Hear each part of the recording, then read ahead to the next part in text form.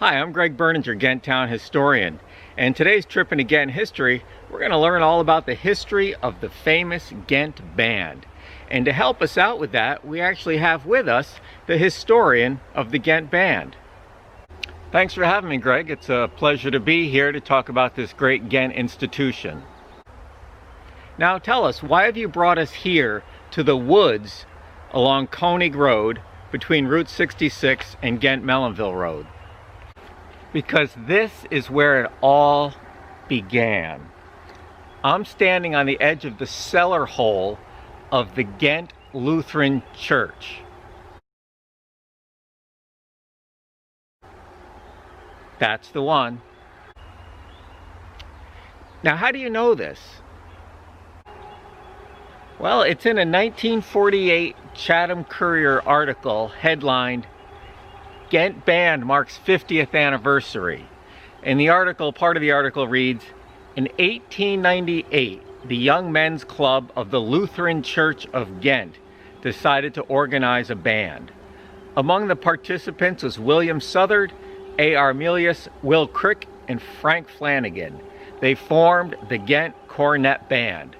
So this is very likely the place where the first notes of the Ghent band were played. Now, I recently came across an article from May of 1955 with the headline, "Ghent Band Marks 54th Year," stating the band formed in 1901. How do you account for a 3-year difference in the band's age as reported? What is this, some kind of gotcha interview? I've been the Ghent band historian for 20 years, and you've been town historian for 3. I'm just asking the question. I'll answer the question. You want answers? I think I'm entitled to them. You want answers? I want the truth. You can't handle the truth. Son, we live in a world of ambiguity, and every generation of people shapes history as it suits their needs. History is more about intellectual, spiritual pursuits than a specific year, give or take a year, 1898, 1900, 1899, 1902, whatever.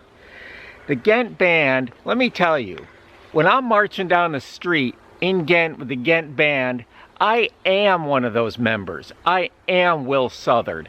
I am one of those members from 120 years ago. And the people watching, they are the people of 120 years ago. To listen and take delight in the sweet tones of the Ghent band is to share in a joyful experience in the moment, share with it through Ghent history, and honestly, even into the future, because 100 years from now, the Ghent band will still be here and people will still be loving it. That's what history is about. That's what the Ghent band is about. Communing with one another as musicians, and those musicians performing a communal experience for the people of Ghent. Thank you. I couldn't agree more. So let's call it 1899, and why don't we head up to the site of the first Ghent band bandstand.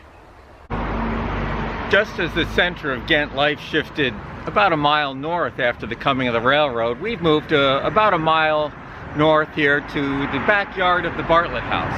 Now, why have you brought us to this spot? This is the spot where the first Ghent band bandstand was built around 1900. Let's drop a picture in right here.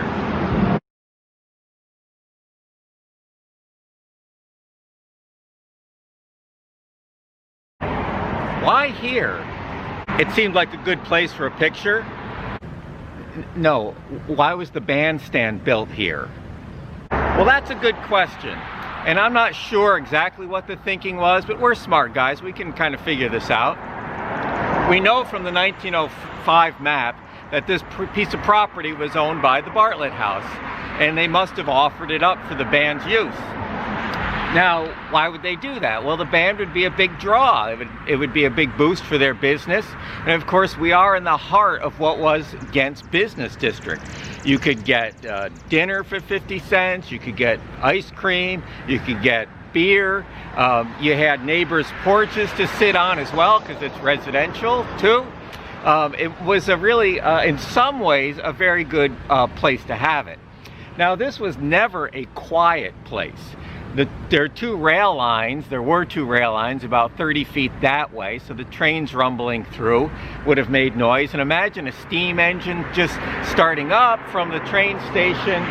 You'd have that sound, you'd have a little smell maybe of dinners being made, a little manure from the stable, and of course the sounds of the Ghent band. It would have been really an overload of the senses. Now, when did they leave here? I think, not sure, about 1949. So the band was here for almost 50 years.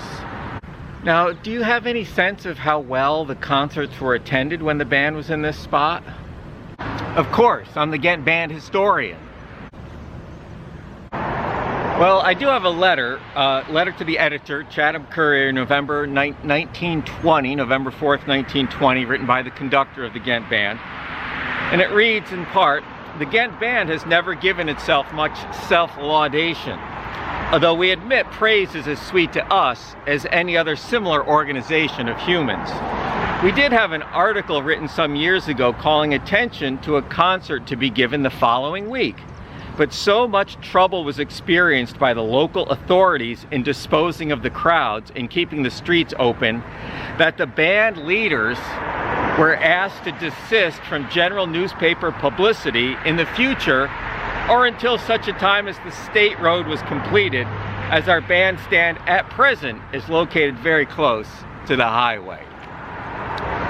Now, you have to remember, when the bandstand was here, at least in its early years, there wasn't a lot of competition for people's attention. There was no television, no movie theaters. A little recorded music was available, but it certainly didn't compare to live music from the Ghent band. And it still doesn't. Let's head over to Firehouse Plaza and learn a little bit more about the Ghent band history.